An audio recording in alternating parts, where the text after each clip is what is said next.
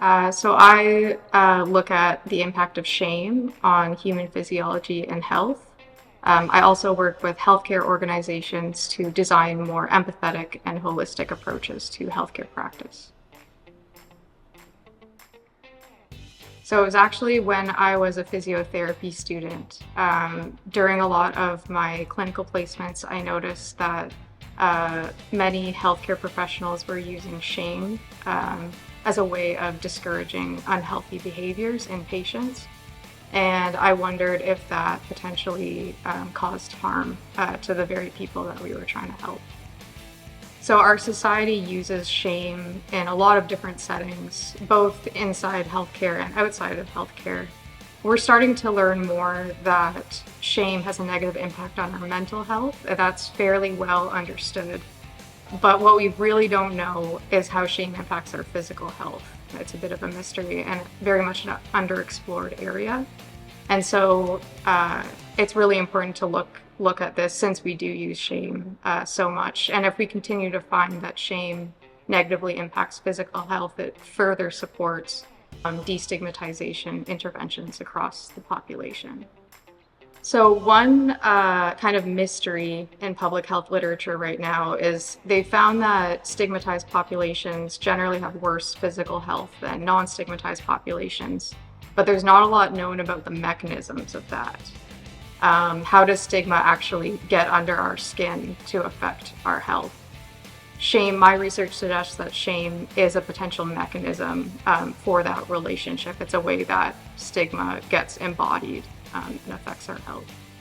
So my research uses a combination of a few different things. Some of my research is psychophysiological, so I use experimental methods to look at the impact of shame on cardiovascular function, so I use ultrasound for that.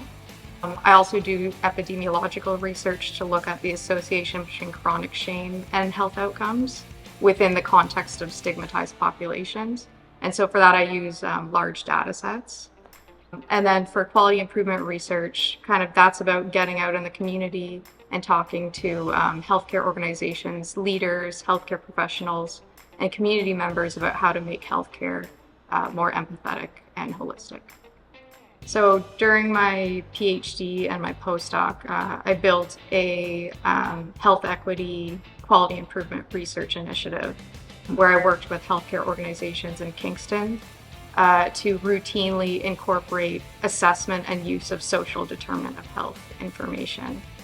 I'm most proud of this because this was sort of an idea that I had and that I was able to bring to fruition through contacting people and kind of getting them on board, getting funders on board. And so it was a huge effort and a lot of work, and I'm really proud of how it turned out. So mostly what I look for, I mean, besides kind of, good work ethic and all those things, really what I look for is passion. That someone's really passionate about either one or kind of several areas of my research. And yeah, because I think that that's really where kind of good work ethic and, good work comes from, is from people who are really passionate about what they do. So I would say to really take time to reflect on what you want in your career and your life.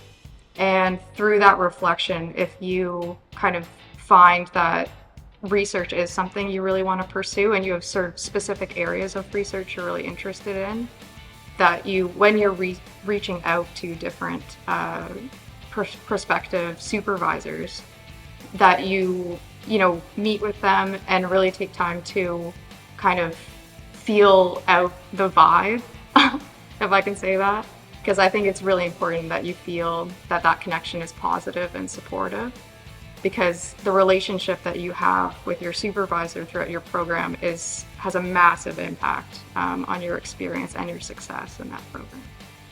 Yeah, so I think that one of the most obvious things is that my research is very unique. There's very, very few researchers who have looked at the impact of shame on human physiology and health. And so any kind of research that you do in my research program is going to be cutting edge and also important as well, because it's very tied to these kind of recent conversations about health equity and what that looks like and why it's important. Also, since my research program uses a variety of different methods, from experimental to epidemiological to quality improvement, you'll have the opportunity to get expertise in all those different areas. I'll also say, in terms of the physiotherapy school here, that it's a very warm and welcoming environment, which will help you to really settle in and enjoy your experience here. Okay, if you could choose one superpower, what would it be? So, I mean, I think being a researcher, being invisible, because it allows you to observe people without them knowing that you're there, and so then it allows you to observe people when they're in their most like natural kind of state. What's your favorite random fact?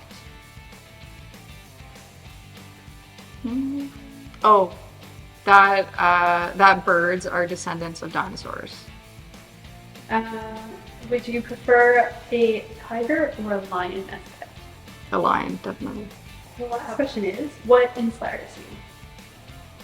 I mean, I think a lot of things inspire me. I think that people who question reality, like question what we believe to be true, that inspires me.